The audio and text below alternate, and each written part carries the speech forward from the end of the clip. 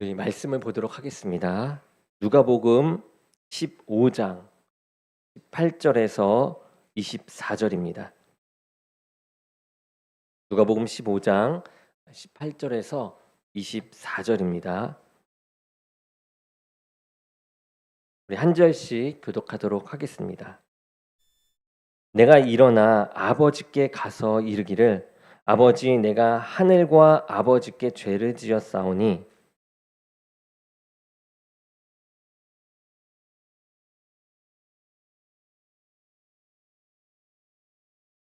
이에 일어나서 아버지께로 돌아가니라. 아직도 거리가 먼데 아버지가 그를 보고 측은히 여겨 달려가 목을 안고 입을 맞추니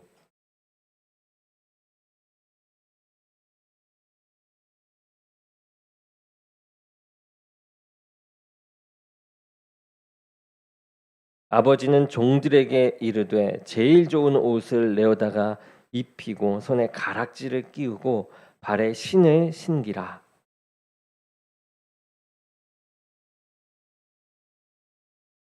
이 내 아들은 죽었다가 다시 살아났으며 내가 잃었다가 다시 얻었노라 하니 그들이 즐거워하더라. 아멘. 오늘 말씀은 아버지와 아들이라는 제목으로 말씀을 전하겠습니다. 오늘 말씀을 보게 되면 예수님께서 제자들에게 두 아들을 가진 한 아버지의 이야기를 들려주십니다. 그런데 두 아들은 아버지의 마음을 헤아리지 못하는 모습을 보이면서 아버지를 근심하게 하는 그런 아들들이었습니다. 어느 날 둘째 아들이 이 아버지를 찾아오게 되죠.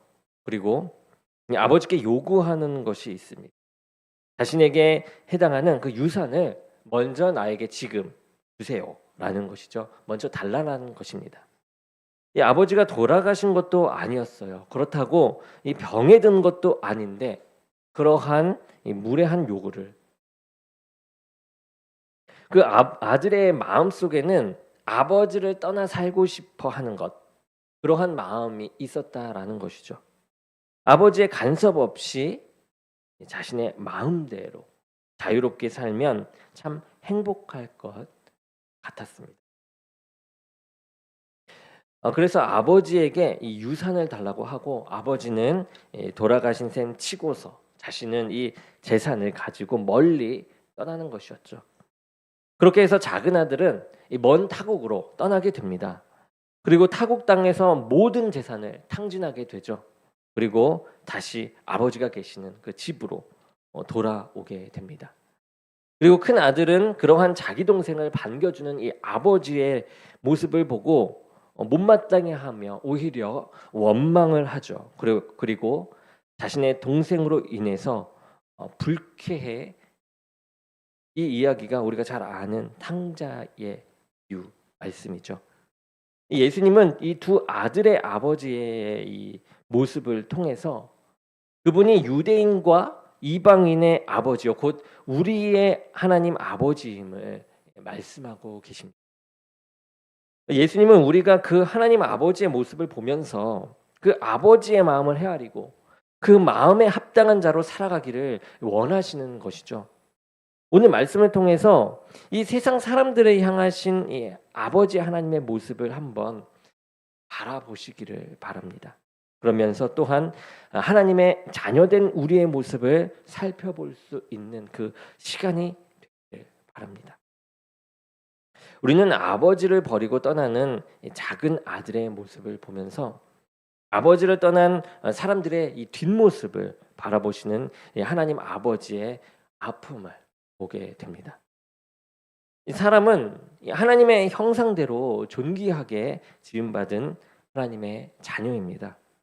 그런데 세상의 사람들은 하나님 아버지의 관계를 떠나서 자신들이 원하는 대로 살아가는 것을 최고의 가치로 여기면서 하나님을 등지고 살아가죠. 이것이 어떻게 보면 인간의 죄성에서 나오는 이 원죄로부터 나오는 하나의 요소인 것입니다. 항상 사단의 그 유혹 속에 죄악으로 가게 되는 것이 인간의 본연의 이 모습이 되는 것이죠. 그리고 때로 이 기독교인들도 그렇게 생각할 때가 있죠. 하나님 아버지를 떠나서 더 좋은 것이 있을 것이라고 생각을 합니다. 행복하다라고 생각합니다. 자신의 마음대로 하면 행복할 수 있을 것이다라고 생각을 합니다. 자유를 꿈꾸는 것이죠. 하지만 우리는 하나님을 떠난 이 탕자의 모습을 보면서 우리 하나님 아버지를 떠난 삶이 어떠한 삶인지 알게 됩니다. 둘째 아들은 자신이 아버지에게 상속받을 재산을 미리 달라고 요구를 해요. 아버지가 멀쩡히 살아있는데 그 유산을 달라고 하는 것. 그것은 지금의 도덕적인 모습을 봐도 바람직한 모습이 아니죠. 그 당시에도 그랬지만 지금의 모습도 그렇습니다. 그 아들은 그 재산을 모아다가 먼 나라로 떠나게 됩니다.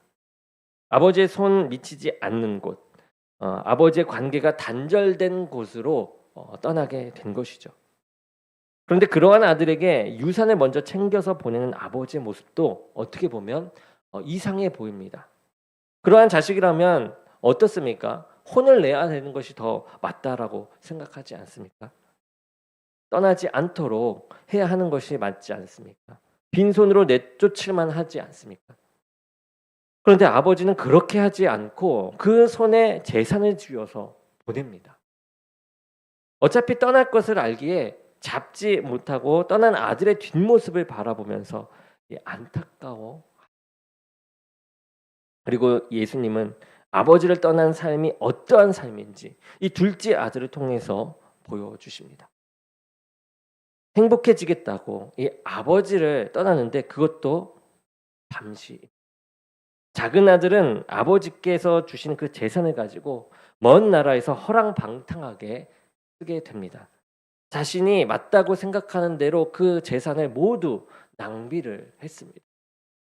그 많던 재산들이 이제 없어진 상태가 된 것이죠.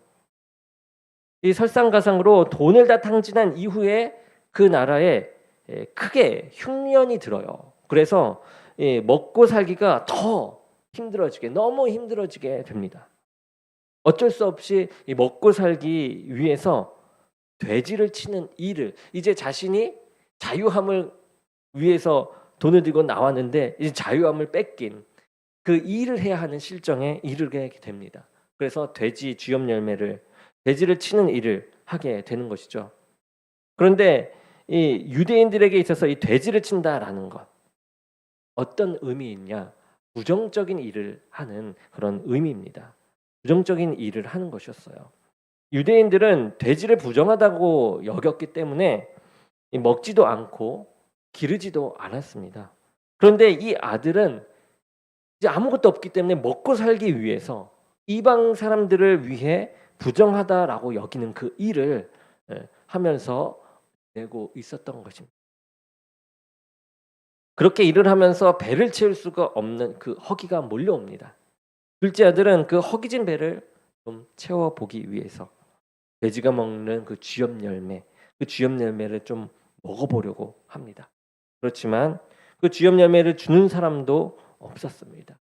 돼지만큼이라고 취급을 해 주었으면 좋겠는데 돼지만큼만이라도 취급해 줬으면 좋겠는데 돼지보다도 못한 존재가 되어 버렸습니다. 집 나간 둘째 아들은 누구에게도 필요하지 않고 거들떠도 안 보는 그런 무의미한 그러한 존재가 된 것이죠. 돼지에게는 쥐염 열매를 주어도 둘째 아들에게는 주는 사람이 없을 정도로 존재가 그렇게 미약하게 된 것입니다. 둘째 아들의 인생은 아버지를 떠난 이후에 그 인생에서 가장 추락한 삶을 살게 됩니다. 아버지 재산만 있으면 자신도 존귀한 존재로 살아갈 수 있을 수 있다라고 여겼지만 그 돈이 다 떨어지고 나니까 이제 아무것도 아닌 존재가 되어 버린 것이죠. 돼지보다 못한 취급을 받게 된 것입니다. 아버지와 함께 있을 때에는 아버지의 아들로서 존귀한 자였어요. 그런데 아버지를 떠나서 살다 보니까 아무것도 아닌 별 볼 일 없는 존재가 되는 것입니다. 사람은 하나님 아버지를 떠나서는 사실 그 존귀함을 잃어버리게 돼요. 사람들은 생각하기에 이 돈이 많고 권력과 명예가 많으면 자신들이 이 존귀한 존재가 될 것이다라고 여기기 때문에 이 하나님 아버지를 버리고 그러한 것들을 소유하고 싶어 합니다. 그렇게 해서 사람들에게 인정받고 싶어 해요. 그런데 사람들이 존귀하게 여기는 것, 그것은 사람이 아니라 사람들이 존귀하게 여겨야 하는 것, 여기는 것은 사람이 아니라 그 사람이 가지고 있는 돈과 권력과 이 명예라는 거예요. 사람들이 존귀하게 여기는 것. 그것이 없으면 아무것도 아니게 되는 것이죠. 둘째 아들이 아버지를 떠나서 존귀함을 잃어버렸던 것과 같이 하나님 아버지를 떠나서는 이 존귀한 존재의 삶을 살아갈 수 없는 것이 바로 사람입니다. 아무리 이 땅에서 많은 업적과 명예를 얻었다라고 할지라도 결국 그것은 영원하지 않은 이 허황된 것뿐이라는 것이죠. 그런데 둘째 아들은 자신의 형편없는 모습을 보면서 한 가지 깨닫게 되는 것이 바로 자신은 자신의 아버지의 아들이다라는 것이었어요. 그동안 잊었던 이 아버지를 회상하게 됩니다. 그리고 자신이 아버지의 아들인 것이 깨달아지게 되었어요. 그리고 자신이 아버지의 아들이었을 때가 얼마나 존귀하고 또 풍요한 때였는지를 돌아보게 됩니다. 자신이 아버지 집에 있을 때 그 아들로서 얼마나 귀한 존재였는지를 그때서야 회상하면서 깨닫게 되는 것이죠. 귀한 존재로 사는 것이 당연하게 여겼던 삶에서 추락하니까 이게 정말 귀한 시간이었고 귀한 자리에 내가 있었구나라는 것을 깨닫게 된 것이에요. 17절에 내 아버지에게는 양식이 풍족한 품꾼이 얼마나 많은가 나는 여기서 주려 죽는구나 라고 말씀합니다. 그전에는 몰랐는데 이 아버지와 함께 산다는 것이 얼마나 풍요로운지를 깨닫게 된 것이에요. 그래서 이 둘째 아들은 아버지에게로 돌아가기로 결심을 합니다. 결단을 하죠. 이 돌아가려고 보니까 이제 아버지의 아들로 돌아가기에는 자신의 모습이 어때요? 너무 괘씸하게 보입니다. 그것을 자각했어요. 하늘과 아버지께 죄를 지었다라는 것을 그 둘째 아들은 깨닫게 된 것입니다. 그래서 아버지의 아들이라라는 일컬음을 감당하지 못하기에 자신을 아버지의 품꾼의 하나로 여겨줄 것을 기대하면서 아버지의 집으로 것입니다. 그렇게 작은 아들은 아버지의 집으로 돌아갑니다. 그런데 아버지에게로 돌아오는 그 아들을 먼저 보고 만나려고 달려간 사람은 아들이 아니었죠. 오히려 아버지였습니다. 아버지는 아직도 거리가 먼데 그를 보고 달려가 목을 안고 입을 맞추었다라고 했습니다. 아버지가 그 아들을 향해서 가지고 있는 그 마음은 측은히 여기는 그런 마음이죠. 아버지는 아들을 불쌍히 여기는 마음을 가지고 그 아들을 기다립니다. 늘 아들이 올 그 먼 길을 바라보면서 기다리고 계신 것이죠. 멀리서 아들과 비슷한 사람이 나타나기라도 하면 심장이 뛰었을 것이에요. 그리고 그가 아들이 아닌 것을 알고 수많은 실망을 해왔을 것입니다. 그럼에도 불구하고 아버지는 계속해서 그 아들을 기다리는 것을 멈추지 않았습니다. 둘째 아들이 올 때에 아버지는 치근한 마음을 가지고 아들에게 달려가 목을 안고 입을 맞춥니다. 아들의 행색은 말이 아니었죠. 먹지도 못했습니다. 그리고 제대로 입지도 못한 그런 우리가 볼 때 너무 거지와도 같은 그런 상태로 왔습니다. 다른 사람에게 그런 아들을 안아주고 입 맞춰 주라라고 한다면 역정을 낼 것입니다. 그런데 이 아버지에게는 측은히 여기는 이 아들을 불쌍히 여기는 마음이 있었어요. 그 아들이 더 추하면 추할수록 더러우면 더러울수록 더 불쌍히 여겨서 안아주고 싶은 것이 이 아버지의 마음이다. 잘못하면 잘못할수록 어떻게 하면 용서해 줄 수 있을까 하는 것이 아버지의 마음이었습니다. 그것만이 아니죠. 둘째 아들은 자신이 하늘과 아버지께 죄를 지어서 아버지를 아들로서 일컬음을 받는 것을 감당하지 못하겠다라고 이야기하지만 아버지는 그 아들에게 제일 좋은 옷과 손가락질을 끼우고 송아지를 잡아서 그를 존귀한 자신의 아들로 다시금 받아주십니다. 아들이 죽었다가 다시 살아났다면서 다른 사람들과 함께 그 기쁨을 나누는 것이죠. 둘째 아들이 이 아버지를 떠나서 살 때 그를 진정으로 존귀하게 대했던 사람이 없었습니다. 그런데 아버지의 아들임을 깨닫고 돌아왔을 때는 어떻습니까? 아버지는 그를 자신의 아들의 존귀함을 회복시켜 주셨습니다. 우리가 이 땅에서 아버지의 아들로서 존귀하게 살아가는 것은 하나님의 자녀로서 살아가는 것입니다. 요한복음 1장 12절에 보면 우리가 잘 아는 말씀, 영접하는 자, 곧 그 이름을 믿는 자들에게는 하나님의 자녀가 되는 권세를 주셨으니 라고 말씀합니다. 하늘과 아버지에게 죄를 지었다 할지라도 예수 그리스도를 믿고서 아버지의 자녀임을 깨닫고 우리가 다시금 하나님께 돌아올 때, 깨닫고 돌아올 때 하나님께서는 모두 다 받아주시는 것입니다. 그리고 죽었던 자식이 돌아왔다고 기뻐하시면서 우리는 염치 없고 우리는 다시금 아들로서 돌아올 수 없을 거라는 것을 알고 그러한 만큼 죄악된 일을 저지름을 알았음에도 불구하고 아버지는 그것을 뒤집어서 우리를 아들로서 존귀하게 여겨주시고 세워주시는 것입니다. 우리가 세상 사람들에게 존귀함을 받기 위해서 애쓰고 수고하는 일이 많지만 진정으로 우리가 소중하고 존귀한 자임을 깨닫게 되는 것은 우리가 하나님의 자녀인 것을 깨달을 때입니다. 우리는 하나님의 아버지, 하나님 아버지의 자녀로서 살아갈 때 가장 존귀한 존재인 것입니다.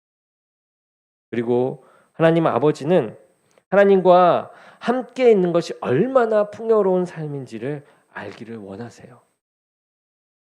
둘째 아들이 돌아왔을 때 그것을 보고서 불평했던 사람이 있었습니다. 바로 아버지의 첫째 아들이었습니다. 자신을 위해서는 염소 새끼 하나 잡아주지 않았는데 이 아버지의 살림을 창녀들과 함께 삼켜버린 그 아들, 둘째 아들에게 살찐 송아지를 잡아 주었다니 이게 말이 안 됐던 이 첫째 아들은 불평을 이 아버지는 말씀하시죠. 너는 항상 나와 함께 있으니 내 것이 다 너의 것이다 라고 말을 합니다. 그러면서 내 동생은 죽었다가 살아난 것 아니냐. 살았으니 내가 잃었다가 얻었기로 우리가 즐거워하고 기뻐하는 것이 마땅하지 않느냐. 마땅하다라고.